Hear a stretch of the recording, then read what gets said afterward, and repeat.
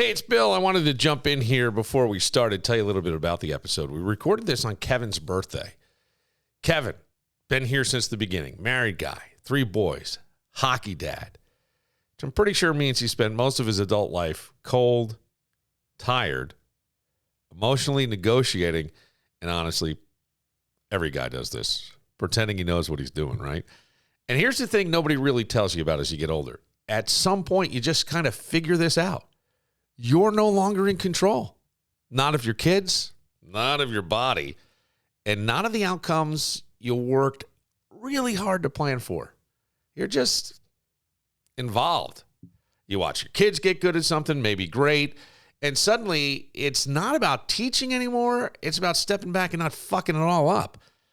Your marriage, that shifts, goes from passion to partnership. You kind of need each other to balance it all out. Your body sends little notifications you didn't sign up for. We as humans love control. We worship it. And then life quietly takes it away. So this episode isn't really about hockey or football or bad calls or snowstorms. It's about what happens when that illusion breaks and how you play the next part without panicking, without disappearing, without pretending you're fine. Kevin's here. It's his birthday. Let's talk about the part nobody prepares you for. If the new year has you saying, I did not sign up for this, like a workers' comp case, Social Security disability, or a personal injury claim, don't try to Google lawyer your way through it. Go to Connors and Ferris. They have offices in Buffalo, New York City, Syracuse, and Rochester, and they'll get back to you within 24 hours. Yeah, so even when you're stress scrolling at 2 a.m., you can call 262-COMP, tell them a little bit about what's going on in your life, and within 24 hours, one of their attorneys will get back to you. You'll talk to real lawyers who will explain things in plain English, not legal mumbo-jumbo. Workers' comp, Social Security disability, personal injury, complicated? Absolutely. Something you should handle alone? Nope. Connors and Ferris, experienced, responsive, and committed to serving you better. Call 262-COMP. Help's available right now. When your old career gives you lemons, throw in some ice, mix in some vodka, and call it a podcast. From the Mac of All Trades studio in Fairport and driven by Victor Chrysler Dodge Jeep Ram, it's Billified, the Bill Moran Podcast.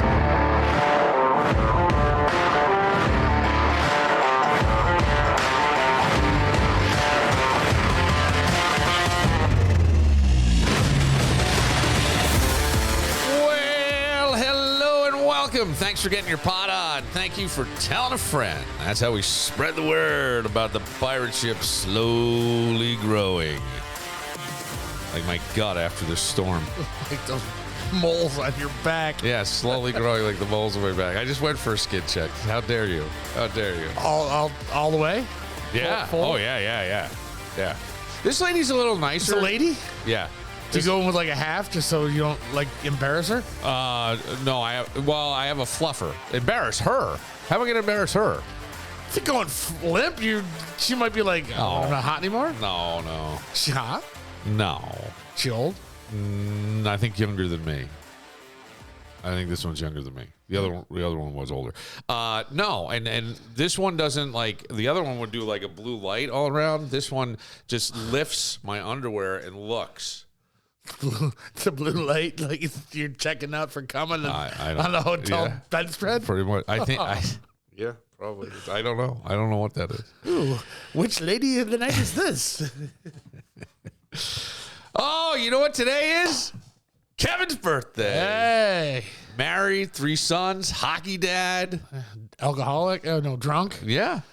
Alcoholics go to meetings? I was thinking about this. You have been cold, tired, and emotionally confused pretty much for the last 15, 20 years. How long have you been married?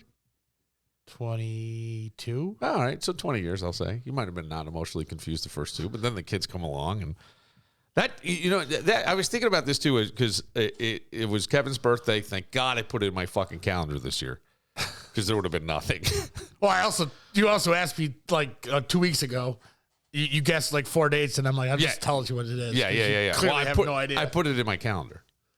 I just let Facebook remind me when it's your birthday. Yeah, that's fine. I mean, I usually shop ahead, so I don't have to worry about That's the calendar pop up that day. So that's why I did the thing. But I was thinking about it because I go, birthdays. I don't even know how old you are. 47? No. 45? No. 3? You're going the wrong way. Oh, you're 48. Nope. You're not 50. Nope. You're 49. There you go. Closest to the pin. Jesus Christ. It's like bing, bing, bing, bing, bing, bing. Yeah, I mean it's like the hardest part isn't the kids in the diapers. It's watching them not need you anymore. You know, I mean, that really is, I think, honest to God. And I know it sounds a little strange from guys to be talking about that, but it's like watching your kids become people that no longer ask your permission. It's kind of been. They don't really need to. It's kind of been the ongoing theme of the group chat that I was in over the weekend because Sam's in Vegas. Yeah, and then couldn't come back. They got their flight delayed because of the storm, right? I think it was Thursday. Yeah, I had already canceled it because of the storm, which really wasn't that big of a storm, to be honest with you. I didn't think. Yeah, but they got stuck, so they are coming back tomorrow at some point. Okay. So he got an extra 2 days in Vegas. How nice is that? That's what everybody's saying. Like, I guess there could be worse places to be stranded. Oh, yeah. Yeah. But getting out there, I guess it was a nightmare. They went from Chicago. They were supposed to go Chicago to Vegas. They went Chicago to Denver to Vegas. Why? I don't know. I didn't ask. Oh, maybe that was the original flight for that plane and they had to cancel it. I don't know. It makes no sense to me, but I don't, you know what I mean? It's like... I don't know. So what does it feel like for you, 49 years old, when you realize that your kids are closer to leaving than they are coming? You know what I'm saying? Like, same thing for me. Both my older guys are gone, and Jameson will be gone in 2 years. There's many days where I'm like, get the fuck out. Go. I got plans for your room. Go. I got plans for your room. But it is like, okay, all right. I think dads probably have a easier time than moms. Oh yeah, Bob's going through it because his oldest I think he's 24. Yeah, he just moved out with his girlfriend. Okay, and they were going through all the getting the place and getting everything ready. I think they spent 2 days over there getting everything put together and everything put up and put away, and he helped. Yeah. Yeah, so I think he's going through it too. So am I going to have to do that? Because I think one of my guys is going to move in with his girlfriend too, and I don't. Here's the problem: like I did live with people prior to being married, and I do remember my mother because I think the girl I was living with is like she wanted to wrap a present for her. She was going to see one of her Naz friends, and she wanted to wrap a present. She's like, "Oh, you can use the bedroom." My mother wouldn't go in there. Without a blue light? I don't know. Probably. I mean, I don't know. But like, you're at all the hockey games. You do all. I was there yesterday during the fucking AFC Championship game. Oh, well. 4:00. As soon as I saw that we made it last week, I immediately texted Brady's coach. Yeah. Who's also a Patriots fan. You need to fix this. And he couldn't. He tried.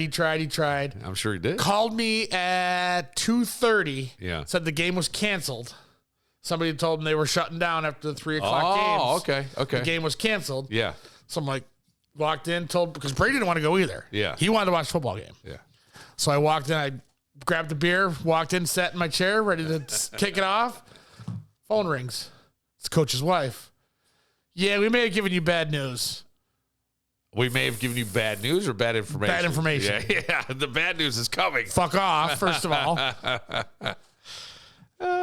Yeah, we were the only people at MCC's at Tim Hortons. There was no other games. Every other rink was dark. Yeah. There was nothing.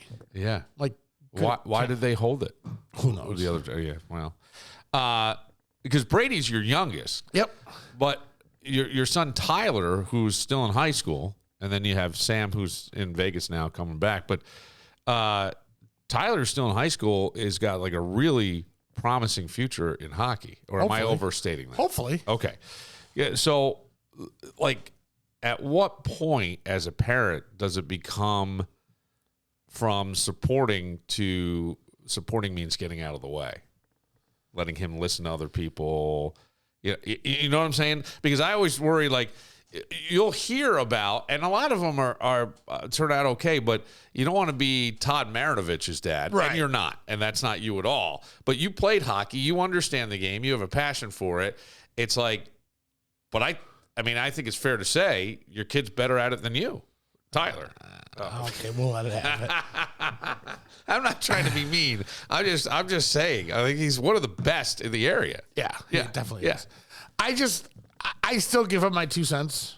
Like, I say, hey, you did this well. This is something where maybe it was not your best option. But I will always remind him when he comes home and tells me that one of his high school coaches or his travel coach says the exact same thing I said like 3 weeks ago. Yeah. Like, oh, well, look at this. Oh, Dad knows all. Or when I told him over the summer, I go, you probably need to put on about 10 to 15 pounds of muscle. Yeah. It'll take your game to the next level. And he got train wrecked a couple weeks ago. He goes, man, that kid just fucking murdered me. I go, yeah. Maybe if you'd put that muscle on instead of eating McDonald's there, fat bitch. the kid he's wiry. He's put on muscle. Yeah. He's got a little bit. He could definitely stand to put on 10 to 15 more. Okay. Because that's the thing is, like, I never knew. My dad was not a sports guy, so he didn't understand anything. He was doing crossword puzzles while I was on the field playing games. And that's the thing is, like, how do you know when pushing helps? And sometimes I think it's about our own anxiety. Like, for some parents, you don't want to see the kid like do anything. But I don't get really that vibe with you. He got messed up a little bit against. He got his bell rung against McQuaid. And he was definitely not feeling great. We went to Lake Placid. He definitely played like shit because he was sick. I think he was still feeling some of the effects of getting his bell rung. Yeah. He didn't have a concussion, but he definitely was not. But he had a nasty head cold, so he played awful. He had no points in 2 games, which is not like him. Yeah. And what does that do? What does that do for you? Does it make you like a little? Just makes me. No, I just let him do his thing. Yeah, I mean, you got to let him do his thing, and he can't, and he certainly, it's a weird thing because, we see all and we can get to it a little bit later too, but we see all the stuff with football and things like that, and it's always guys playing through the pain. And I'm not sure if that's always good or bad. I really don't know. I mean, I look at guys like Baker Mayfield. Would he have had a better career in Cleveland had he not played through the pain? Just because, I'm still surprised we haven't heard what's been up with, unless there really was nothing and he was just a bad couple of games for Josh Allen. But there's got to be something that he had. Oh, I got to think. There's got to be something. Shoulder, leg, something. Yeah. I mean, I can't imagine. When you think about Tyler, what scares you more? Tyler not making it or Tyler making it and then what? I don't think either one of them scares me. Or leaving. He needs to do his thing. If he does his thing, he's. I would prefer him to go a college route. Yeah. I don't think that's the way he wants to go. Okay. I feel like if he goes to college and plays, he may not get a free education, but he'll get a good chunk of financial aid and have the options with the transfer portal. Right. You can start out in Division III and you can go all the way to Division I. Yeah. You go out there and you play your game and you prove that you're worth your time. Yeah. Teams will find you. Right. And that's the thing. He wants to play for another team this year. I'm like, I'm going to get more exposure. I go, all right, tell me all the kids that played on that team last year, what kind of exposure did they get? And you're going to go to this team and you're going to be third line. You're not going to be the top guy. He's like, well, I'm like, if you're good enough, they'll find you. Yeah. It doesn't matter if you're playing in Alaska, Florida, New York, they'll find you if you're good enough. No, I agree. And we've done all this stuff with the recruiting stuff to help you so they can find you easier. Right. Not a, it becomes, well, it also becomes like a point of like, just the tax on your body of constantly fucking running to these hockey things, after a while. Right. It's like, God damn. I can't imagine. None of my guys played hockey, so I don't know. But I watch you. I watch, the Macs and their kids and they're little and just all of it. I even see people with soccer. It's you got to find. It's not always about the kids on the team. Yeah. It's also about the parents. If you have shitty parents, what's the fun of going? Oh, right.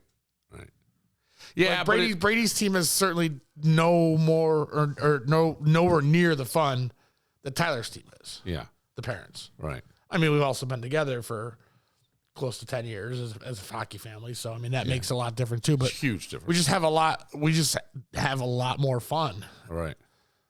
I mean, Brady's team is new, and but you're not going to not go to Brady's game, right? No, I'm still that's the thing. Go. Is you go. You just may have to behave yourself a little bit. I always behave myself. Either way, I always behave myself. I stand by myself, so I don't get in trouble.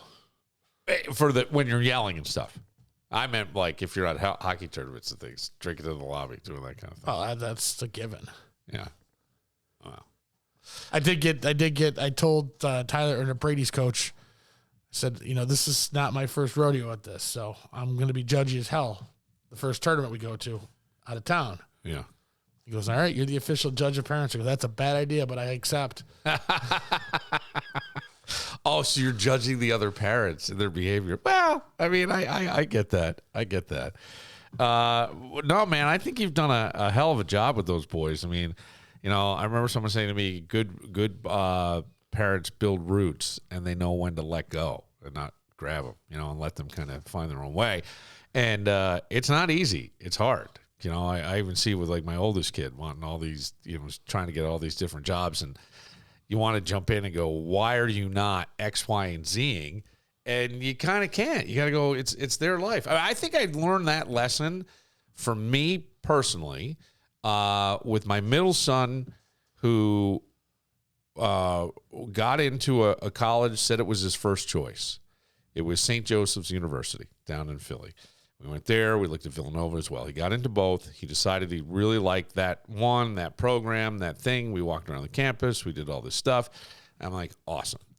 And then there's a really, really small college that he and his mom went to visit that's very local to us, to where we are. And I'm like, he's not going to like it. That's not what he's looking for. I want you to have the college experience, not just... And especially where he went, there's not as much experience. There's not a college experience, right? In terms of, like, all the different, and I can't say that it's not diverse, but just in terms of... But it's not guys being guys, going out getting wrecked on a Friday. Maybe there was. It sounds like there was, or he made friends with other students. But so he goes to this small private college because they would put him on the track team. And he was an okay athlete. But they said, yeah, we'll give you some money from the track team. So he was a thrower, and it changed his whole body and everything. He's, a power lifter now, wants to get certified to be a trainer on the side of whatever else he's doing. So good for him. But at that time, I wanted to jump in and go, what are you doing? Why are you not going to... And I remember my brother going, it's not your life. And right. And that was when I went, okay. I gotta back off here. And that's the part that's hard, because you believe, as the parent, you can see the future going this way. You don't really know. But the tough part is when you are right. Yeah. And you want to be like, I fucking told you so, but you can't. Yeah. There's been that with my oldest. I wanted to be like, dude, I told you so. Yeah, I saw this coming. Kind of thing, yeah. But I kept my mouth shut. Well, that brings us to the Patriots, Kevin, because nothing about this season anybody saw coming, I don't believe, with the Patriots. I don't know. I mean, did you think that they would be here? I didn't think they'd get to the Super Bowl. Okay. I did say, and I had this argument with people at work. I'm like, with their schedule, again, we're going back to the schedule, I thought they could get to 12 wins. Yeah. I thought they'd make the playoffs. I thought they could get to 12 wins. Yeah, sure. Lower expectations. And we went out the first week and laid a fucking egg against the Raiders. And I'm like, what the fuck? Right. That's why you didn't have the home game. Yep. Because it came down to the same record. What were they both? 14-3. The Denver Broncos, the Patriots. But the Raiders lost to the Broncos twice. Yeah. So because you got Mike Vrabel, who could become the first coach to win a Super Bowl as a player and win a Super Bowl as a head coach. For the same franchise. For the same franchise, exactly. Yes. And I go, what do the Patriots know that the other 30 teams don't or forgot? You know what I mean? I think it's always, I don't want to say it's the Patriot way, because I'm sure that every team is a team. Yeah. But the Patriots always just seem to be, from afar, obviously I'm not in it like other people that we know. They just seem to be a lot closer knit team. Yeah. Everybody likes everybody. They all do their thing. I thought about this a lot because after the Bills shit that went on, and then you go on social media and you'll see all kinds of people putting up, this was considered a catch, this was not considered a catch. And I can't. Don't let your season come down to one play. Well, here's what I was watching. I thought, there were people saying Drake May didn't play well in the playoffs. He hasn't. And he didn't really play well yesterday. He's done enough. But he played well enough. He's done enough. But I thought, boy. Because they're not the Bills. They're not Josh Allen driven. They're team driven. Well, and they seem to be fundamentals over flash. Yep. You know what I mean? Fundamentals over flash. And it was like remembering who, you're 1/11th of this team. And it's just why miss at 13 yards when you can hit at 4? Yeah. Right. 3 4s is still 12. Yep. And it's still a first down. Yep. And it's like they also did something else. They have adaptability and a real sense of control of situations that they don't necessarily have control of. And what I'm referring to is the Jarrett Stidham flagged play that they went under review, and then it was down where the Patriot guy got it because it was a fumble, not a forward pass or lateral or whatever it was, and maybe that was a bad call. Well, they blew the when the ball hit the ground, they blew the play dead. Yes, so that's why they gave him the ball there. Yes, but I think it was kind of a blown call. Like they should have probably got the touchdown, the Patriots, for that. So instead of allowing that chaos to they're fucking us, that kind of thing, which I think in certain situations some people could. It was a close game.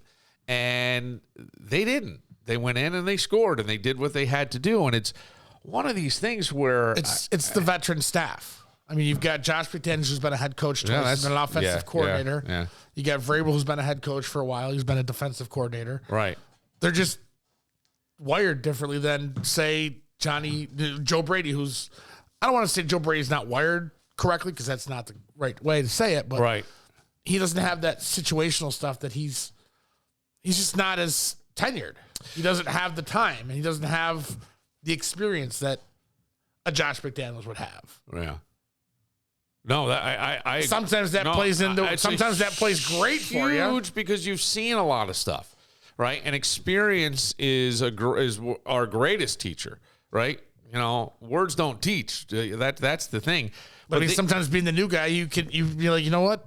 Fuck it, let's go. But they didn't argue the chaos. I didn't see any arguing on the chaos. And I thought, wow, they just adjusted to it. And then they went forward. And it goes, to me, it's like how much success is talent, but also how you respond to the situation. Well, they talked about it on the broadcast. Tony Romo was talking about it because they kept showing late in the fourth quarter when it was blizzarding and nobody could move the ball. And at one point, New England had a 3rd and 10. Yeah. And basically they just snapped it and threw it away, knowing they were going to punt and just move the ball. But they were showing McDaniels and Vrabel talking back and forth, constantly talking back and forth, trying to figure out what's our best play here. Yeah. Do we try to move the ball? Do we just play with the lead and let our defense win it? Yeah, it's a chess game, right? And you're trying to see. I don't know, because it even reminded me when I was thinking about all this stuff, and I go, it's how you respond to a situation. I got a call earlier in the week from my kid's school. Something had happened, and what he said to them, and they wanted me to know, was my knee-jerk. My dad always says my knee-jerk response is usually the wrong response to have, and they said we wanted you to know he said that, and I said, well, yeah, usually our first response, knee-jerk is hard to control. It's knee-jerk, right? It's knee-jerk. It's like, bah! It's instinctual. It's what you've been trained to do. But if you can get that moment, that beat, train yourself to do that, it's better. Because most people, I think, in anything they're doing, and you look at the Patriots, they lose momentum because something was unfair. They just lose momentum. And then they wind up stop playing the game, stop doing the whatever. Hey, fuck this. This guy hurt my feeling. You know what I mean? Right. And I really do. I think in life, you can look at that. Like, I thought that's a great thing. I hope some football coach, I hope some teacher takes that Patriot thing right there, that play, and go, they didn't overreact to it. They stayed composed. And, I mean, look, the Broncos had a chance to keep him out. Yeah. They weren't in. They didn't get the touchdown. You got a chance to rest your offense a little bit. Four downs to stop them. Yeah. And many teams have. We watched, many teams do that. So I don't know. It's kind of like life doesn't reward people who are right, even though we want to tell our kids that all the time. Look who was right. It rewards who keeps playing the game, who keeps going, who keeps moving. How many times have you heard that over and over again? And I think, I think what was on ESPN this morning, it might have been Rex Ryan, who former Bills head coach, former Jets head coach, former defensive coordinator for the Baltimore Ravens, said, this is not the sexiest Super Bowl. He goes, but I think it's going to be a damn good one. And, because you've got the teams. Like, you're right, the Patriot way seems to be something that is real. But, I mean, you also have Drake May playing 3 of the top 5 defenses in the playoffs, too, which didn't help his play either. I mean, you're going against. Played well enough. He played well enough. What I said to my buddy a number of times ago, just do enough. Do enough to get by. It's just enough to get by. All right, we'll take a moment. Greg Connors is going to be joining us later on as well. But I can't wait for Greg to watch another Patriots fucking Super Bowl. I may have sent him a message yesterday. Enjoy the Super Bowl. Oh, it was painful. Here's the part that's painful to me, is that you've got, and I feel bad because, boy, this guy really rose to the occasion. Talk about somebody who did not, just like the Patriots team and that thing, this individual did not lose momentum because something was kind of unfair. He was in New York.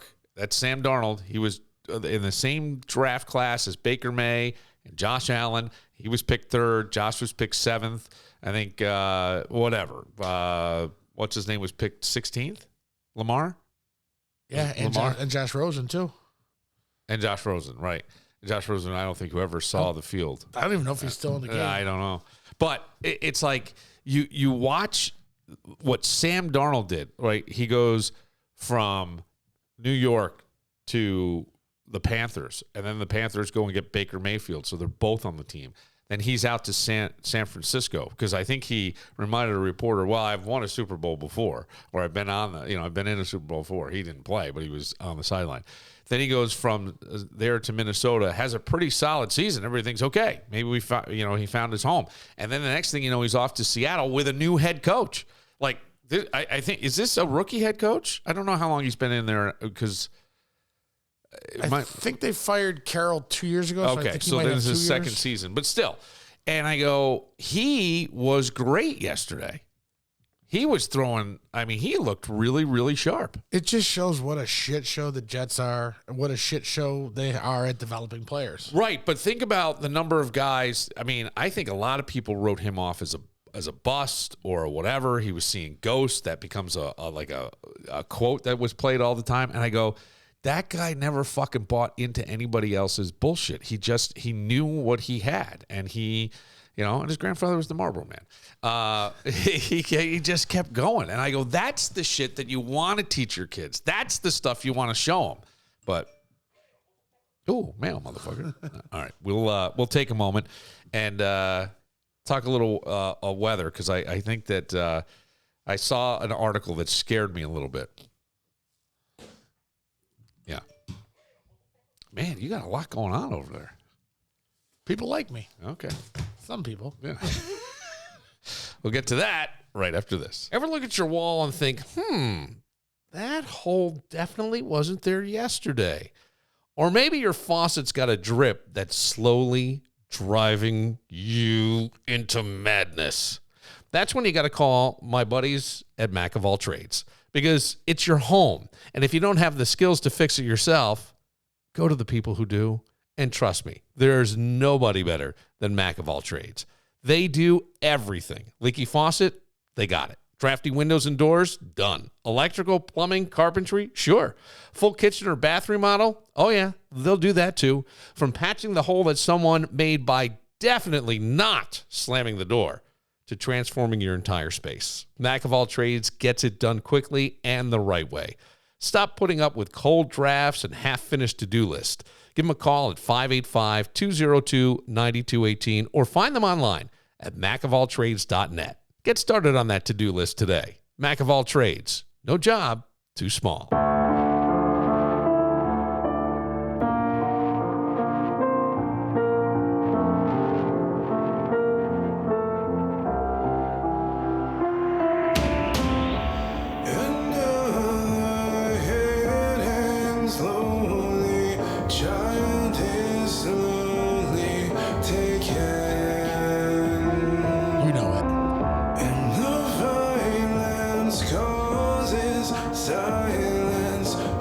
Sounds like Eddie Vedder. It's not Eddie Vedder. But is this Collective Soul? It is not. It's not my family. In your head, they are fighting. I know all the words. You know the song. Yeah, but I don't. Oh, you know it. Cranberries cover. Oh, Linger. It's Zombie. Oh, Zombie, but who's singing The it? Bad Wolves. Oh, I don't know the Bad Wolves. I really love this song, and I've probably got 7 different versions of this song. Yeah. I've got one with Miley Cyrus doing it. Okay. Oh, God, I wouldn't even have put the Cranberries because it's... And yet I knew all the words, and I'm going, why? I'm having this weird... Getting old. This is what I got to look forward to in 4 years? I guess. I don't know. Man, next year's the big one, buddy. Strippers and Blow. Think Mac will be okay with that, or we move it again? Oh, I don't know. No, we'll probably have to move after that. I'm not really sure. Mac's here. It's okay if Mac's here. Yeah, true.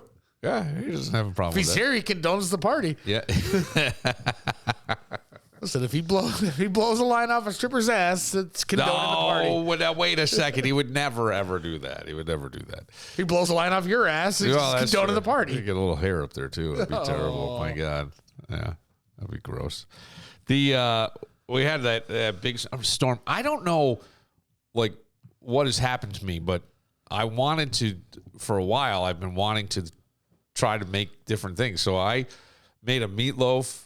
And I've never made a meatloaf in my life. I saw you try to make comedy on Instagram and Facebook. I tried to make a little comedy. Nice job, Berkeley. I tried to do a little funny weather guy outside, and some of it got, some people really, I don't know if they liked it or not. It was just quick stuff. I think a friend of my brother's tried to friend me, and it's a woman who lives up the street from them, and she said, you didn't have to accept my friend request. I got the video from your brother, or I stole the video from you. So I don't know if she was going to redo it, like even funnier, but here was the problem. Probably funnier. Well, here's the problem. So I knock on my kid's door and go, hey, let me know when you got like 10 minutes. We'll just go outside and we'll do this. I'm getting all kinds of crap because he's playing a video game and he's in the game. And then I guess something happens where now he's out of the game. And go, all right, let's go now. I said to him, and you've got in your mind how you want to shoot this. Yes. And your son's probably got 17 different ways that this is going to be better if he does it his way. Well, we didn't really talk about it. I said, I'm going to stand over. I'm not getting out in that snow. I'm not walking out there. I go, okay. I said, did you drill him with a snowball? No. Should have. I know. I didn't. Should have. So I'm standing out there, and after, of course, he was like, so he's doing it, and I go, let me try one more, and he goes, no, we're done. I'm cold. I'm out. He put on no jacket, no anything. I said to him, play your game, finish your game. How long do you think it's going to be? I don't know, 10 minutes. I said, I'll set a timer for 15 minutes and I'll just knock on your door again. Don't rush, but let's try to do this now because I want to wait. Otherwise it'll get lost. And he's like, oh, fine. We'll go now. I go, well, I'm not ready now. So now I'm trying to get all my shit. I'm running around and feel all kinds of pressure. So that's what happened. Bob was plowing all night Friday into Saturday because there was a bunch of snow. Yeah. And he had come home and he sent me a text. It's like 9:30 on Saturday morning. Hey, I need a drink. Buddy, it's 9:30, but okay. So I'm out there waiting for him. I come in, Carrie's like, how are you not cold? You were outside in a pair of sweatpants and an undershirt. Yeah. I go, I was fucking freezing. In my nipples, I could tune in Tokyo right now. Poking the freaking glass. Right. So I went and I did all the food shopping. I think you and I talked on Saturday. I loaded up on all the things I was going to do. And it took way longer than I thought it was going to take. So then yesterday I get up and I'm doing the meat. But everything takes a little bit longer. And then I fucked up the peanut butter. I don't know why I want to do this stuff. I go, hormonal? What's going on with me? But I wanted to do it. And then today I have slow cooked chili going on. I'm excited for slow cooked chili. I like a meatloaf. It was good. Candy yams. When you bought the meatloaf. Yeah. All the stuff for the meatloaf. Yeah. Was it more expensive to buy all the stuff that you needed to buy for the meatloaf or just to buy the one that was already set to go and all you can do is put the pan in the freaking Okay, oven? I don't know the answer to that because I had most of the ingredients already. It was a lot of spices and different things. So it was just the meat. Dripping bacon. I did not. Oh. Yeah, I know. Yeah. Somebody else did that once. I just came a little bit in my pan. See, that's the thing is then you hear about the snow shit that's going on outside, right? And I can hear the plows all night. I mean, they did a great job of keeping up with this. I don't even know how many inches do you think you got? I'd say we got almost a foot. Yeah, 10, I'm saying maybe 10, 12 here too. And, I did read this article on one of the news sites, local news sites. Basically said, don't pretend you're 25 with a shovel out there. People have heart attacks. But it was the light, fluffy stuff. It wasn't the heavy stuff. Yeah, who knows, buddy? I can't tell. It's fucking cold, and I always go, well, yeah, but everybody goes out and they start to shovel, and you start to sweat because you're all bundled up, and now your body's heating up because you're basically doing cardiovascular work, and then you're huffing and puffing, and somebody goes, "Are you okay?" I'm fine, and I don't know. I mean, I think to be a man by definition, in a way, you got to push through the pain, got to ignore it. Right? We talked all about that with the football players. So I go, I could totally see how a heart attack could fucking happen with somebody. Yeah, I got out there and did it. You didn't have your kids do it? No, they wouldn't. It's like your kid. I'm playing a video game. Well, it's I can't get it gets annoyed at me the other day because I go, buddy, I asked you to take out the garbage and do it now. I bet you $10 if you had said you wanted to go to Chipotle instead of filming a video. Yeah. That game would have been turned off in about 6 seconds. It is weird, man. It's so weird. But because think of the things we tell our kids, right? Especially when they're out. Speak up. We're all hearing now, and I think you're starting to see PSAs and things for speaking up if we see something that isn't right. And we kind of tell our kids to speak up. But then as dudes, I always figure we don't really model that because when it comes to our health and shit, we're fucking silent. We're just yeah, I'll be fine. And we treat maintenance like it's weakness or something. And I go, that's not exactly healthy or smart either. I should speak up. You should stop drinking. Boy, I've cut way back. Although I did finish throughout the day yesterday, I did finish off a bottle of wine. Well, it's a storm. You had to prepare. It was all day. It was just throughout the day. No, I can't say throughout the day. I think I poured the first wine at 3:30. Were you drinking out of a glass or just straight out of the bottle? Out of a glass, buddy. All class over here. Out of a wine glass. Stemless, short wine glass. That's what and I have stemmed as well, but I have not had it in the stem. Maybe today. I'll have it stemmed. Red or white, because red's good for the heart if you're going to show. I had Pinot Noir red. I have 2 cabs at home. I have some rosés. Are they good cabs or are they Katie good cabs or are they Bill Moran good cabs? They're probably Bill Moran good cabs. I think they're the number 8. They get a couple points in the Wine Spectator, but they're not anything. I really like the Josh. Your sister would use it for mimosas? Oh, Jesus Christ. I forgot. I didn't know who you meant with Katie. I felt so dumb. Like, they had really expensive champagne, and I come in with the, $16 bottles. Hey. So terrible. I don't know. It's terrible. Well, I think I might drink wine tonight now, too. Now that you've why? mentioned it. Why not? I got a nice bottle of Gretzky. Oh, wow. It's your birthday. What's the big plan? The family doing something? I don't know. What do you mean you don't know? I don't know. Outback Steakhouse? Texas Roadhouse? What are we doing? What are we? 315? You're West Side. What are we, Razor Randy? They got cloth napkins. I'm just saying, bud. They got cloth napkins at these places. No, is there a plan? I have no idea.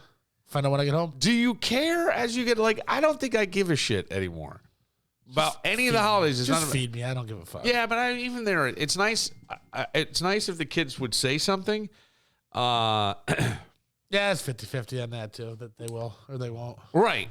Or it's nice if they recognize it, but I don't expect it anymore. I don't expect anything. Right? I don't expect anything. But I'm also not even really in a relationship. You're like 7. I'm just messing with you. You're in a relationship with Guinness. You're in a relationship with Josh. I'm not. You're in a relationship with Jameson, not your son. I am not. That's so. Oh God, that sounds so bad. No, but I'm not. Well, last year for my birthday, I did get a nice gift from somebody, and I need to. It was their birthday recently. I've been trying to reconnect, but I fucked it up because that's what I do. Way to be mental health. Well, it was Do as you say, not as you do. I'll tell you honestly, that's where the whole alcohol podcast came from, and I got a nasty note from somebody on Facebook saying, they're like, now the group text is going to go off. How do you silence your iPad? Turn the volume down. Okay, well, I'll have to figure that out. Volume button right on the top there. Wait, let's turn it up. Let me go this way. Okay, because now my mother's bragging because she got the most amount of snow out of anybody. 22 inches. And she's sending pictures to everybody. And my sister's responding, "Oh my God!" And And your brother's like, "Mom got 22 inches." Why? But here's the Peter North came by. Here's the bad part. It's like everybody can relate to that because everybody gets on these family group texts, and I don't know. I must have. I don't, because I tell my wife, "Do not put me in group texts. I will not respond." No, well, right, and you have you and the kids and stuff. I will like not that. respond, and I will throw shit at you. Well, I'm in the family group text, so it's my kids, my niece is in there, my brother, his wife, my sister, her husband. I don't know that my sister's kids are in there. My dad was in there. I think my dad's still on there. I don't know. And Marge. So Is he still judging too? So Jordan's on there, So yeah, she probably is. So everybody will send these things, and then sometimes I gotta be honest. If Kevin just turned his phone on and started typing your dad's responses to shit, it'd be hilarious. I think he has his phone too. That would be if he just I think randomly here and there just came in and just said something your dad would say. Wait. So I'm pretty sure he had it turned off. But when my dad died, Was it an iPhone? yeah, He could still iMessage. I think the number and everything was given You back. don't need a number for iMessage. That's Apple. Oh, well.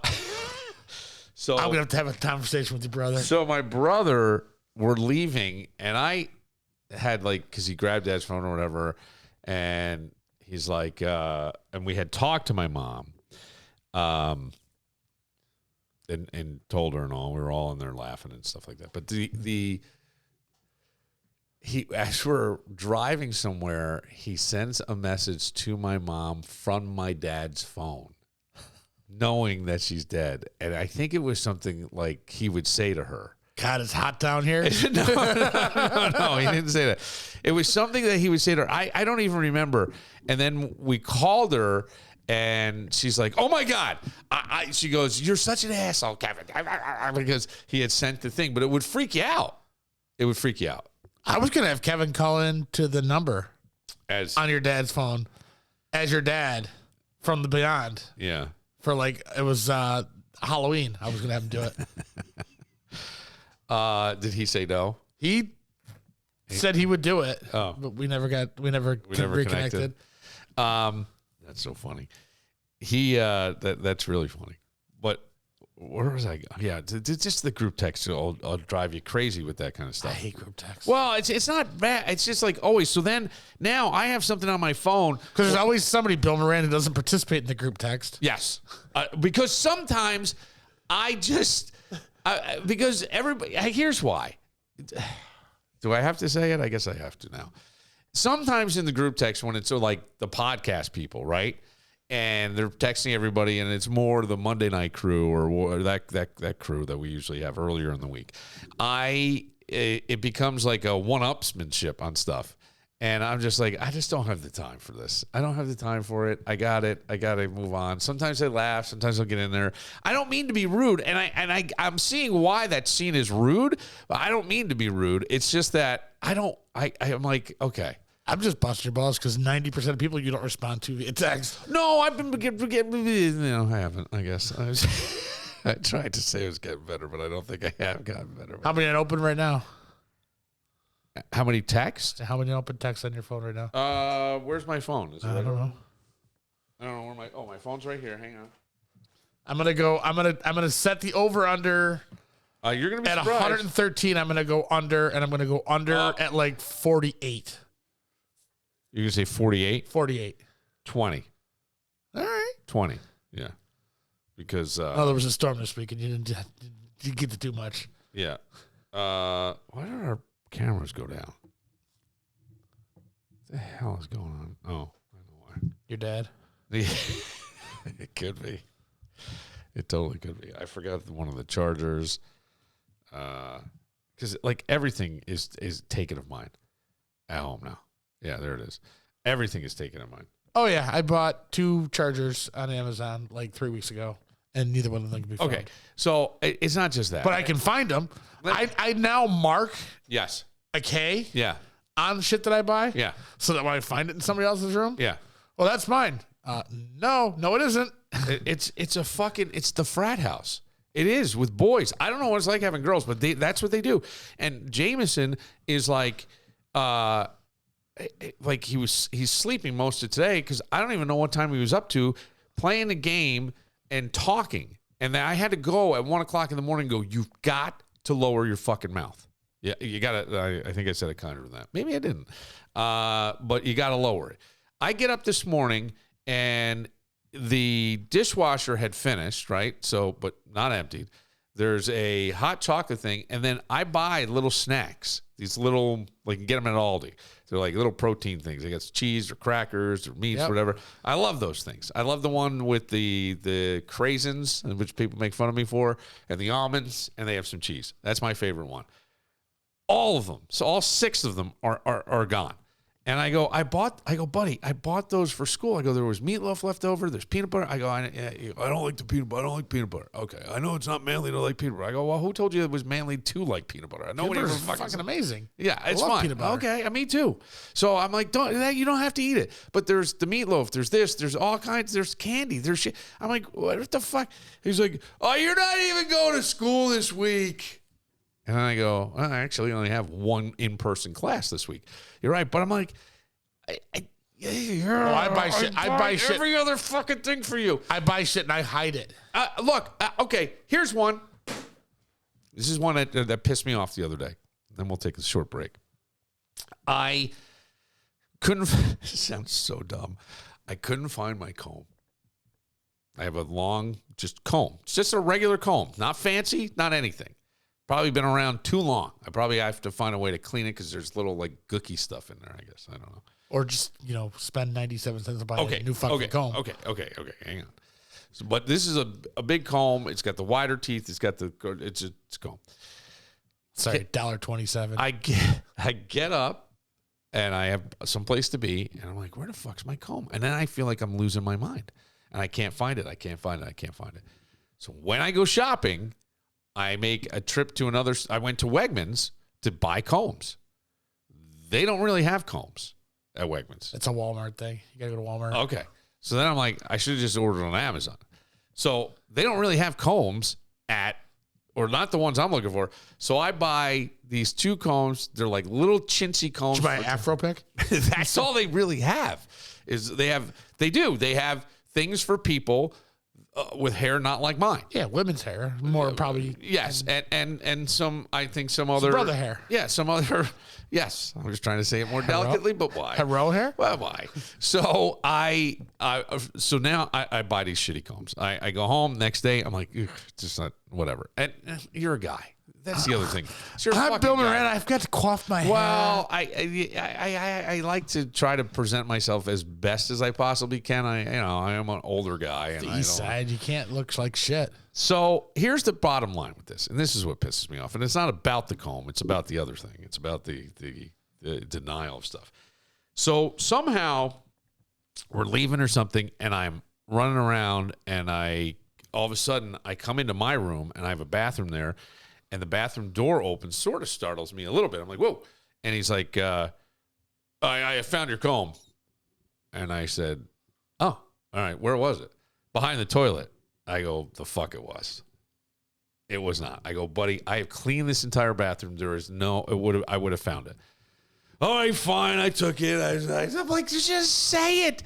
Just fucking say it. I'm not going to yell. I don't care. Just tell me where it is. I don't want to feel like I'm losing my fucking mind. And then just put it back when you're done using it. Exactly. I go to Cologne. It's gone. That's the same thing. I get like nail clippers. Yes. They're always missing. Yes. I always find them on one of 2 kids' dressers. I got little cuticle scissors I cut Brady's nails with because he's a little bitch. And they're always missing. Uh-huh. I always find them in the same spot. That's. I know where to look. All right, we'll take a moment. Is Greg joining us now, or what is he doing? Let me see if he's done anything. Shoot him a text. Well, I know he may be in pain. I think he said he will let us know when he's done with the MD. All right. Well, maybe we'll hang out, have a drink, and have a birthday drink, and then we'll wait for Gregory. A little addictomy for Gregory. Do you need a charger? Do you need me to go out to the truck get a charger? No, I don't. I need to figure out what's happening sometimes electrically in the new studio.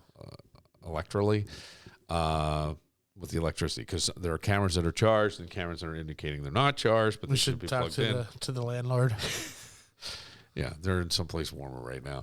But we will we'll check in with Greg and see. There's the coaching stuff. I also like talking a little bit about that teachable moment, I think, with the Patriots to me.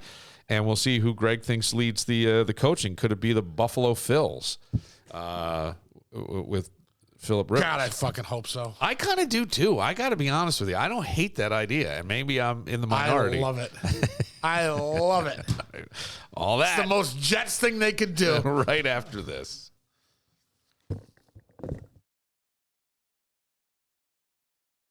New year. Same nervous system doing parkour at 3 a.m. Yeah. Well, we've all been there. If stress has set up permanent residence in your shoulders and anxiety RSVP'd yes again, maybe it's time to call in the big guns or the galactic grandmother. I want you to meet my friend Sheila Tillich, recovery metaphysician, energy healing wizard, and professional finder of the issues in your tissues. Sheila helps you release stored stress, emotional gunk, and energetic blocks you didn't even know you were carrying. I want you to think less white-knuckling life and more inner peace with snacks. Her compassionate, down-to-earth approach helps you reset, rebalance, and finally exhale without chanting in the cave, unless that's what you're into. No judgment. So why take another year of suffering when you could be feeling lighter, calmer, and actually okay? Unlock your best self. Find your balance, and maybe stop arguing with your own nervous system. Learn more and book your session at SheilaTillich.com. Because peace of mind, is way cooler than Burnout. Drake made, it's Drake made. There ain't a quarterback better than Drake made. He's Drake made, it's Drake made. I almost spit myself. I just took a thing of water when he started playing that song off his phone. I can't. The way that boy be playing needs a major pay raise. Ain't much that they can't say till parades take place. And we at number 7 to the Patriots rain case from UNC. And now he's up in the knee. Just took the AFC East like it was MBD. Picture an MVP, even in New Jersey. Who got the highest QBR? Boy, he's leading the league. He's steady going for Who six. did this? And rarely throwing a pick. That boy can scramble like Nikki G? and doesn't crack when they blitz. There ain't a pass that he's missed. It's history in the making. Yeah, Brady had his time, but now we crowning Drake mate. They call him Drake mate. I can't listen to this. I can't listen to it. Came in from Jameson Moran. You know, we did this episode. Stephanie had referenced it earlier, but the feedback from this episode is fucking phenomenal. Did you just do the fucking drink? I'll do another one. God damn it! I was gonna wish you, I'd toast you a happy birthday. Hand me the bottle. I'll go again. Yeah. This is what happens when Kevin gets away from his family. Or when I'm with my family. I don't discriminate. It's amazing. I think if you haven't checked out the episode, it's called 250 Comments and Still Single, and there's a subtitle to it, which is escaping me at the moment. But it may be something for you or someone you know who may want to listen to it. There's no real advice in this. It's just talking about kind of stuff. But I'm getting text to my phone from women and stuff, and one of them is going, I have so much to say about this. I have so much to say. And you know what? Stephanie said some things in there. I'll give you one, and you tell me how people may or may not take this.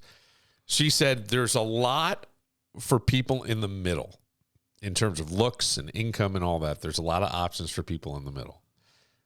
That's what she said. She goes, I'm not here to hook up the plumber with the IT specialist or something to that effect. And she's like, I'm talking about really strong, independent women who run businesses and do things. You know, where's the single guy with the jet? And I wonder if that turns some people off. I don't know, because that was the part I was getting texted about now. But I had a guy. But a lot of times the plumber's what that chick needs. Yeah, he does. He knows how to sneak the drain. Stop. Come on, baby. But, just it kind of almost keeps them grounded a little bit. Yeah, I guess. I mean, if you're used to, no one should have to. It's like it's the Prince and the Pauper type thing, right? No one wants to change their lifestyle, right? And so if that's what you're used to, then that's what you're gonna be looking for or continue to do. I don't know that there are those people that are available. I think most people get, number one, a divorce is an expensive thing, number one. And a lot of times the guy is the one that, not always, I'm not saying this is always the case, please understand that. But I do think majority of men are the ones that end up paying and don't have custody of the kids. And right. So, and so there's a lot of emotional baggage, let alone cost. And so that, there goes my private jet. And so what am I going to do? Wait, this text just said, who are these women? She's talking them up like they are, hang on, it just disappeared off. Like they are beyond gorgeous celebrities. Now, but the crux of it is, it does talk about like relationships, working on yourself, how people say they're doing that, why people end up with the same type of people. They may look different on the outside, but they're kind of the same type of person they were with before. And there's some good stuff in the episode, and I certainly enjoyed it. And Stephanie is, Stephanie. Yeah, and that's. I think her post on Facebook got like close to 10,000 views. 19,000 views and 250 comments, and that's with a lot of people. Then also comments coming to her DMs. That's crazy for Stephanie. I mean, just here. Yeah. I mean, I know she's got a good following with people. Sure. Yeah. People know who she is, but And the shit she does with her real estate stuff is hysterical. Yes, it's unbelievable. Some of the shit I die laughing at. Yeah. She had one house that I messaged her because she had one house and she started out the video with, it was an as-is house. And the first room she focused on was the room with the stripper pole.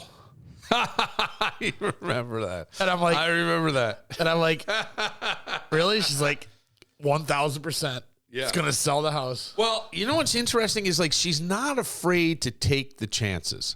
No. I'm going to brag on her for just a minute. And she's been pretty successful with taking the chances. Well, yes, and it goes back to what we were talking about earlier. You know, life. What does life reward? Life rewards the person that keeps going. I will say, and I know her a little more privately. That is a person who has had a lot of downs, right? And when we call ups and downs, she's had a lot of tough times. I said to her in the podcast, what is it about you that keeps like that whole, your mentality is so positive, right? And we know some stuff that she had just gone through, right? You know, and she was married to someone who's still in the public eye and they're divorced and that alone, right? Just a divorce alone, it's a heavy situation. So she said, I'm not the type of person to get mad. I think if like my flight is canceled and I really need to get home and I'm flying out of Chicago, say, I'm not the one screaming and yelling, I got to get out of here. I'm frantically trying to rebook. I'm the person who says, I guess I was supposed to explore Chicago today. Right. And I think that if you can go with that attitude, not always easy. And I certainly think that one of the worst things we can say to somebody is you got to think positively. Okay, great. I just said that today. To who? My aunt. What did you say? Think positively? Yeah. Yeah. Well, I mean, yeah, but I always think positive thoughts tend to bring positive energy in my mind. 100%. Negative thoughts, 100%. it goes the fucking wrong way every time. Absolutely, you couldn't be more correct. I just think when someone's down a negative road, one of the things and it's only because I'm old and I've seen it, is I don't want to say things like relax, think positively. I just want to, it's almost at that point I go, yeah, I get it. I hear you, man. And I'll tell you what. You're down, maybe, take any win you got it and start stacking it. Go to bed and start again tomorrow or something. If you get up in the morning, count that as your first win. 100%. Start stacking it. Who's this guy that's talking over here? Where the fuck did this come from? I had some Jameson. Yeah, but usually you become a bigger dick. That's not the case. What's going on with you? Older's wiser. Okay, I got it. I see it. It's no, you're absolutely right. But the thing with Stephanie is like that's her mentality, and Stephanie has worked very hard. She sold a $5.2 million home on Canandaigua Lake. Now, this happened a while ago, and she was afraid to say anything because she didn't want to turn into like one of the people. But I'm just going to say I am terrible at math, terrible. But I think 3% is usually what real estate agents get. I'm going to say that's about $155,000. Like now, don't forget you're going to get taxed on that. So, but I'm just saying the 3% is that. So there are people who just do one or two of those a year and they call it a year. Stephanie's a hustler. She's out there trying to build an empire. She wants to be the best, and she's willing to take the risks. And even with this, she was like, I didn't want to say anything about it. I recently put it on my Facebook page that I sold this house because I want people to know it doesn't matter if your house is $175,000 or your house is $5.2 million. I'm going to give you my best no matter what. And I can attest to that because she did. She sold my mother's house. Yeah. And my mother's house is far from $5.2 million. But she put in just as much work on my mother's house as she does on any other house. Yep. Yeah. I mean, that's just who she is. I was a little sad that I didn't get a video because that when she was first starting to do the videos, I wanted something sweet, but. Something sweet, like what? Anything. She's creative. She's very, very creative. I stand by that she, like you said, she will take chances. But I think she also creates her own wins. Well, yeah, because you're doing that, and that's a really smart way to look at it. Yeah, 100. Yeah, I'll take the chance, but I'm gonna win taking the chance. I'm not gonna lose. Right. And that's more of a mental attitude. I know somebody who used to have that mental attitude. Who? You. I still do. I'm fucking taking chances all the time now. I'm with the... Yeah, but not wearing a rubber is not a chance.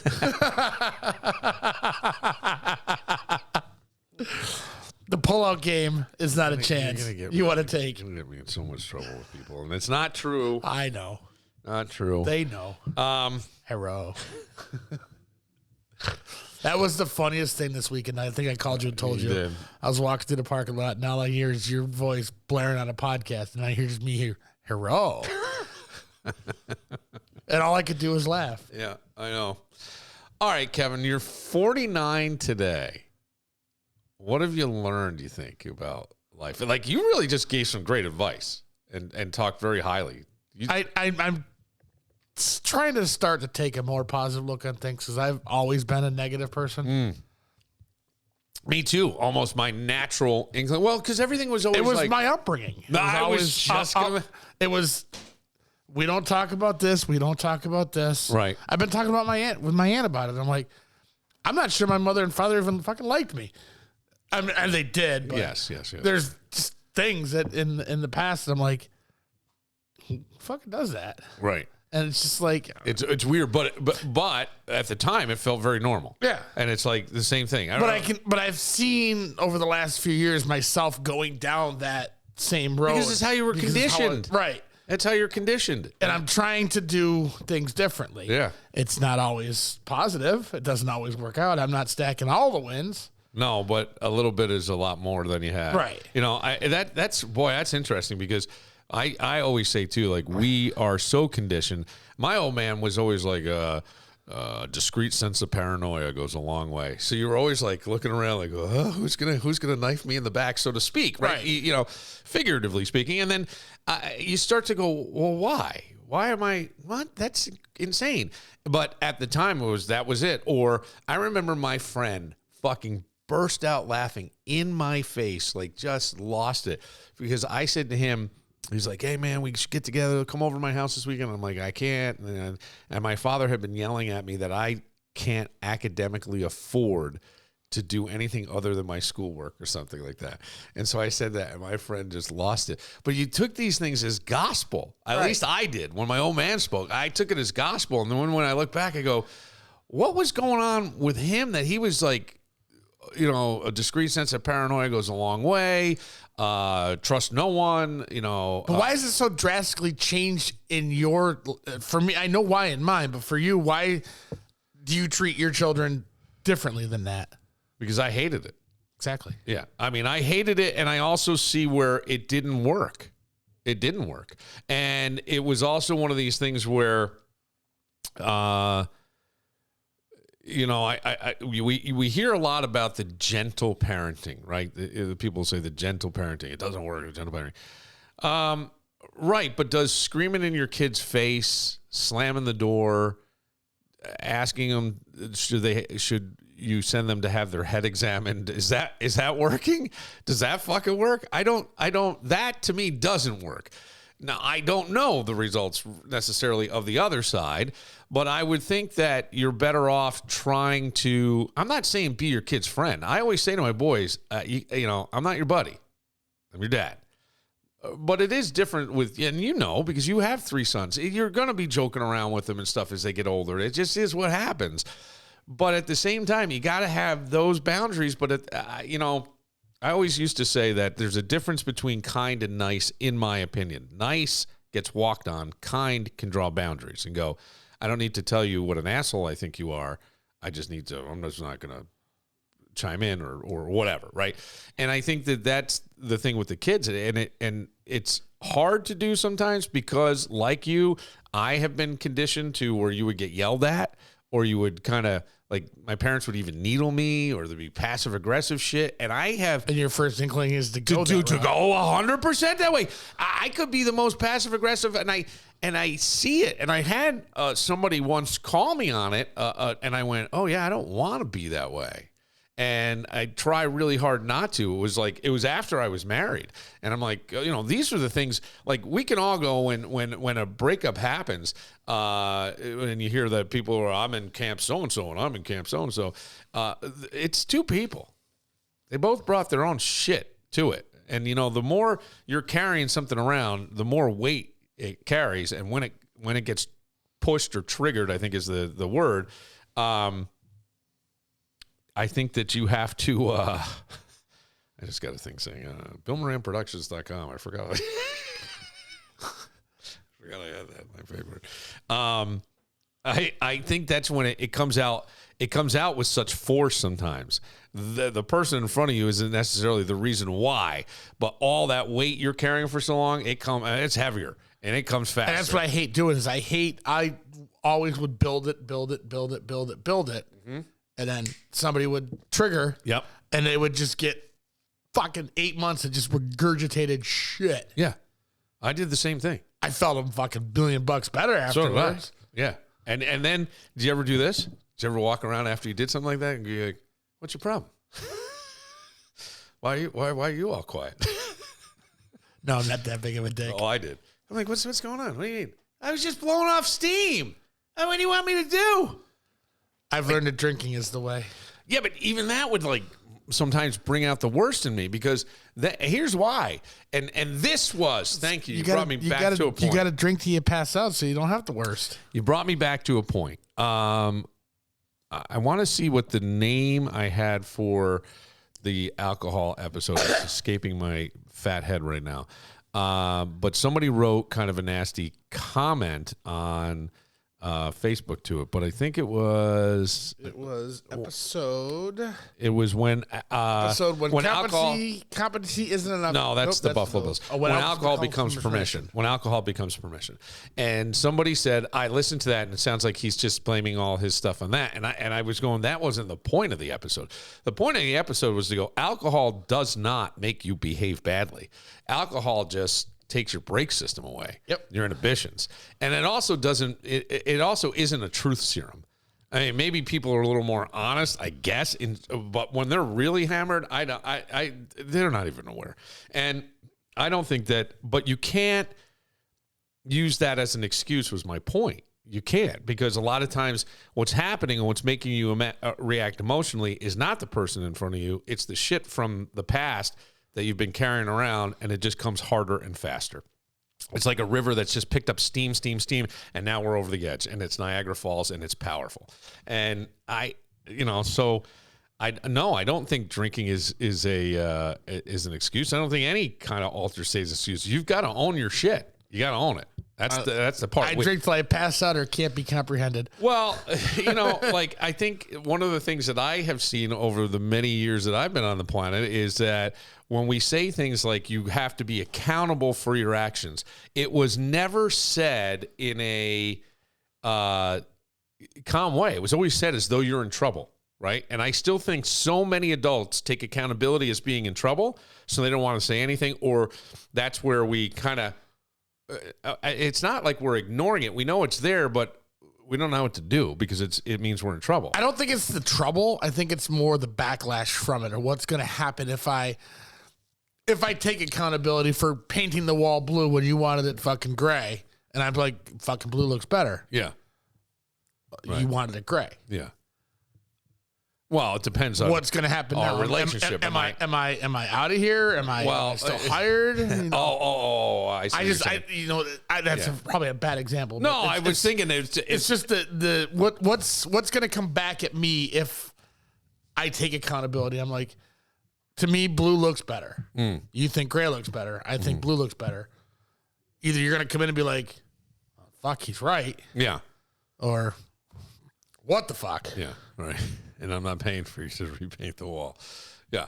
I was going to say, to that example, I go, well, I guess it depends on the relationship. If I'm married or living with somebody and they say, hey, we should paint that gray, and I go, and I just go do it, then maybe I can smooth through it. If I'm paying you and you didn't paint it gray, I'm pissed. Right. Unless it looks good. But yeah, a lot of people just don't want the fallout from the accountability. Well, that's the thing. It sounds like a scary word, whether it's you're in trouble or whatever. It's a loaded word for sure. And I don't think that's I just got an email from Match. Don't look at me. I didn't do it. Somebody's dumbass dick friend. Somebody did it. Because I don't go on dating. I wish I could tell. Well, open it. It just said, "Are match? Are we camera ready?" And I'm like, it might just be a promotional email. "Oh, why would I get it?" Why would I don't know. All right, I think somebody signed me up. That's what I'm going with. I'm blaming that. I don't think anybody likes you enough to pay the amount for match. When I was in college, I would get all this mail from the Tourette's, from like people who would go, so like, do you have? We're raising money. I don't remember. They just flooded my mailbox at Fisher. I would get all this mail. I think it was the Tourette syndrome because it was, we had done some kind of joke about, some guy who was trying to control his language and he would say bad things. And we go, I got to tell you something. Let me tell you something. Nickels, dimes, quarters, $2. And that was the joke. And because we know what the guy was going to say, but he other words. And so because I did that, I think it might have been somebody who was mad at me and they just started flooding my mailbox with the Tourette's syndrome. Well, all I know is I'm going to go home on Facebook later. I'm going to have nothing but Match.com advertisements and Tourette's advertisements. Oh. Hopefully I can read the Tourette's ones. Yeah, well, every once in a while. Any other thoughts for the birthday? You still don't know what you're doing, huh? I don't. All right. Well, I better get fed. That's all I ask. Here's the thing that I think you should remember for your birthday. It's not about losing strength as we get older. It's about learning where to apply that strength. Like just what you said earlier. Like all that shit. Learning where to apply that knowledge, not to my kids. I blacked out earlier. What did I say? All right, we're gonna close out. We'll have to catch up with Greg another time. My chili's almost done. It's been about a million hours now. So, happy birthday! Thank you. Yeah, stretch before you shovel. That's all I would say in that arena. For Kevin Muir, celebrating his 49th. Next year's going to be big. Oh, you got it right this time. Do we get? I'll tell you one shot this time. Do we get? I really didn't think you were that old. Yeah, I'm Not that old. that's old, but because I'm younger. But 50 still sounds old to me, and I'm way past that. But I don't see you that way. If you told, I thought maybe you, because I always think Danny's older than me when I don't think he is. He's not. I think he's like 4 or 5 years younger. He is. He looks like he's 7 years older. Well, everybody's body is different, but I'll tell you what that is. That is carrying around a lot of baggage. That's carrying around a lot of baggage. No, it's carrying the cross. No, it's not. Stop. Carrying the cross. For Kevin Muir and his birthday, I'm Bill Moran. We'll see you tomorrow. Murder a ride. 3 bank shots later, 4